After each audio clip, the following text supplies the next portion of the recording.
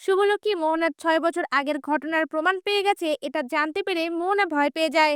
আর মনে মনে বলতে থাকে, যত যাই হয়ে যাক আমি আমার থেকে আয়ানকে দূরে যেতে দেবো না, না হলে আমি নিজেকে শেষ করে ফেলবো। এই কথা বলে আয়ান বলে চিৎকার করে কান্না করতে থাকে। এমনটাই দেখতে চলেছেন গৃহপ্রবেশ ধারাবাহিকে। শুভলক্ষ্মী কলকাতার পুরনো নার্সের সঙ্গে কথা বলে, আর সেখান থেকে মোহনার ব্যাপারে জিজ্ঞাসা করলে সেই নার্সটা ভয় পেয়ে যায়। তখন শুভলক্ষ্মী বারবার তার কাছে রিকোয়েস্ট করে বলতে থাকে, আপনি যদি আমাকে সত্যিটা না বলেন তাহলে আমি আমার স্বামী সন্তানকে হারিয়ে ফেলবো।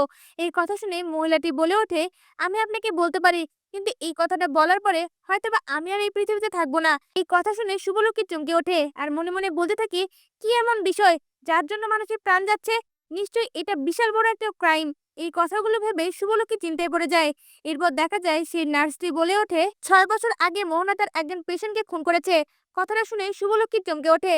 এরপর নার্স আবারও বলতে থাকে, মোহনা ম্যাডাম এখানে ডক্টরের ট্রেনিং করার সময় একজন পেশেন্টের প্রেমে পড়ে যায়, কিন্তু ছেলেটার ওয়াইফ ছিল। মোহনা সেটা মানতে না পেরে পেশেন্টটাকে খুন করে ফেলে।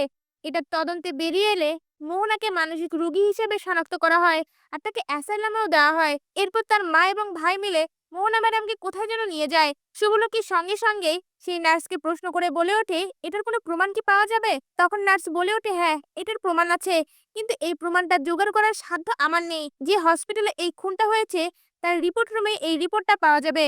এই কথা শুনে শুভলক্ষ্মী মনে মনে বলতে থাকে, যেভাবে হোক আমাকে এই প্রমাণটা জোগাড় করতে হবে। এরপর শুভলক্ষ্মী নিজেই কলকাতায় পৌঁছে গিয়ে ছদ্মবেশ নিয়ে হসপিটালের রিপোর্ট রুম থেকে মোহনার রিপোর্টটা বের করে নিয়ে আসে। শুভলক্ষ্মী কলকাতায় মোহনার প্রমাণ জোগাড় করছে এটা জানা মাত্রই একজন লোক মোহনাকে এই খবরটা জানায়, আর সঙ্গে সঙ্গে মোহনা অনেক ভয় পেয়ে যায়। তা ভিউয়ার্স, শুভলক্ষ্মী যদি মোহনার বিরুদ্ধে প্রমাণ পেয়ে যায় আর মোহনাকে উচিত শায়েস্তা করে, আপনাদের দেখতে কেমন লাগবে? আপনাদের মতামত আমাদের কমেন্টে জানান। ধন্যবাদ।